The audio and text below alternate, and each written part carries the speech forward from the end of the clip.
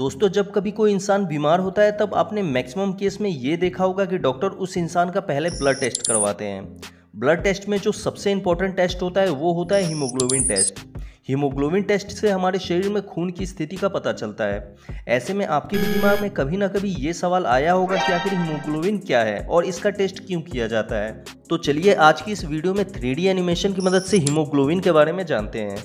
इस वीडियो को पूरा देखने के बाद आप ये अच्छे तरीके से गहराई से समझ जाएंगे कि हीमोग्लोबिन क्या है और डॉक्टर आखिर हीमोग्लोबिन टेस्ट क्यों करवाते हैं। तो चलिए टाइम की वैल्यू को देखते हुए स्टार्ट करते हैं।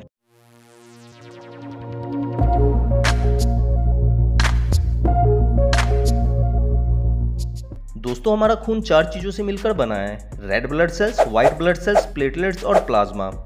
Red blood cells, white blood cells और प्लेटलेट्स ये तीनों हमारे ब्लड के सॉलिड पार्टिकल्स हैं और प्लाज्मा हमारे ब्लड का लिक्विड पार्ट होता है जिसमें ये तीनों सॉलिड पार्टिकल्स तैरते रहते हैं।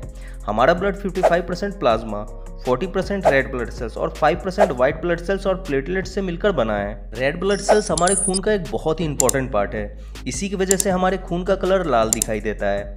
हमारा शरीर छोटी छोटी कोशिकाओं यानी सेल से मिलकर बना है और हमारे शरीर के हर सेल्स को जिंदा रहने के लिए ऑक्सीजन की जरूरत होती है।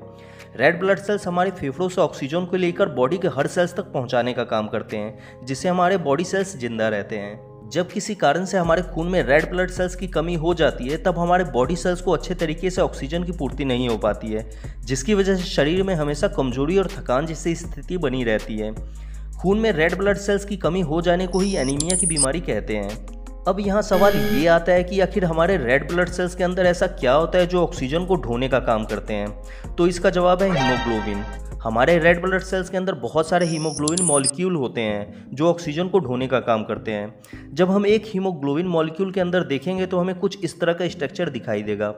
ये हीमोग्लोबिन स्ट्रक्चर 4 पॉलीपेप्टाइड चेन से मिलकर बने होते हैं जो एक खास तरह के प्रोटीन होते हैं। इन पॉलीपेप्टाइड चेन को ग्लोबिन चेन कहते हैं। हर ग्लोबिन चेन में एक हीम ग्रुप होता है। इन हीम ग्रुप के सेंटर में एक आयरन मॉलिक्यूल होता है। यही आयरन मॉलिक्यूल ऑक्सीजन मॉलिक्यूल को पकड़ के रखने का काम करते हैं और हमारे बॉडी के हर सेल्स तक इन ऑक्सीजन को पहुंचाते हैं। इन हीम ग्रुप और ग्लोबिन चेन को मिलाकर एक हीमोग्लोबिन मॉलिक्यूल बनता है जो हमारे रेड ब्लड सेल्स के अंदर होते हैं। आइए अब जानते हैं कि एक एडल्ट स्वस्थ इंसान में हीमोग्लोबिन की कितनी मात्रा होनी चाहिए। एक एडल्ट फीमेल के बॉडी में हीमोग्लोबिन की मात्रा 12 से 15 ग्राम प्रति डेसीलीटर होनी चाहिए और एक एडल्ट मेल में हीमोग्लोबिन 14 से 17 ग्राम प्रति डेसीलीटर होनी चाहिए। 1 डेसीलीटर 100 ml के बराबर होता है। अब इसका मतलब ये हुआ कि एक फीमेल के ब्लड के हर 100 ml में कम से कम 12 से 15 ग्राम हीमोग्लोबिन होना चाहिए और मेल के 100 ml ब्लड में कम से कम 14 से 17 ग्राम हीमोग्लोबिन होना चाहिए। अब आप लोग मुझे कमेंट करके बताइए कि किन किन लोगों का पहले हीमोग्लोबिन टेस्ट हो चुका है। उम्मीद है कि आप हीमोग्लोबिन को अच्छी तरह से समझ चुके होंगे।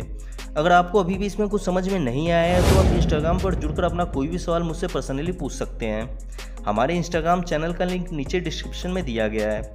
वीडियो अच्छा लगा हो तो इसे लाइक कर दें और ऐसे ही साइंस के इंटरेस्टिंग 3D नॉलेज के लिए आप हमारे चैनल को सब्सक्राइब कर सकते हैं। Thanks for watching.